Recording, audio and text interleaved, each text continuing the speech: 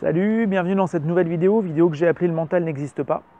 Je l'ai appelée comme ça tout simplement parce que c'est ce que j'entends des fois, c'est ce qu'on me dit, que le mental n'existe pas, qu'on n'a pas besoin de bosser le mental, qu'on n'a pas besoin de préparateur mental, etc. Et aujourd'hui, j'avais envie de vous parler d'une personne qui s'appelle Henri Guillaumet. Bon, pour la petite histoire, aujourd'hui on est le vendredi 13 janvier quand je fais la vidéo. Et il est arrivé quelque chose à ce monsieur, un vendredi 13 aussi. Je suis absolument pas superstitieux. C'est juste que je trouvais aussi du coup un peu marrant de vous parler de cette histoire aujourd'hui. Henri Guillaumet s'est écrasé dans la Cordillère des Andes le vendredi 13 juin 1930. Et bon, c'est dans l'hémisphère sud, et donc forcément on est à l'approche de l'hiver, le 13 juin. Il s'écrase à plus de 6000 mètres d'altitude. Les nuits, il fait entre moins 30 et moins 40 degrés. Tout le monde le pense mort. Et lui, en fait, au début, essaye de marcher, de redescendre un peu, on va dire, dans la vallée. Et au bout de 3-4 jours, il se rend bien compte qu'il ne va pas y arriver. En fait, il a pas à manger, il peut boire un peu d'eau, enfin, il peut sucer un peu de neige, quoi, mais il a paumé ses gants, il a ouvert ses chaussures parce que ses pieds gèlent et donc gonflent. Bref, c'est quand même pas la grande forme. Et il s'allonge dans la neige, il se laisse mourir en se disant que sa femme au moins aura l'assurance vie en cas de décès. Et que donc d'une certaine façon il peut mourir tranquille en se disant que sa femme ne sera pas dans le besoin. Et alors qu'il est en train de partir, il se rappelle d'un détail. Dans son assurance vie, c'est clairement précisé que sa femme touche l'argent que si on trouve le corps.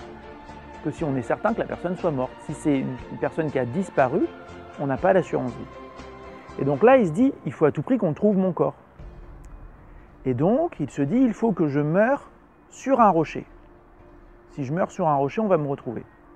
Il se relève, il voit un rocher plus loin, un petit peu en contrebas, et il marche jusqu'à ce rocher-là. Quand il arrive sur ce rocher-là, il voit un autre rocher plus bas. Il se dit, ça sera mieux et plus facile et plus certain qu'on me retrouve mort, qu'on retrouve mon corps, si je marche jusqu'au rocher suivant. Il marche jusqu'au rocher suivant, ainsi de suite, je vous raccourcis l'histoire. Il est redescendu jusqu'au camp de base. Son périple aura duré, je ne sais plus exactement, mais vous pouvez trouver les informations très facilement sur internet, je ne sais plus si c'est 6 jours ou 7 jours.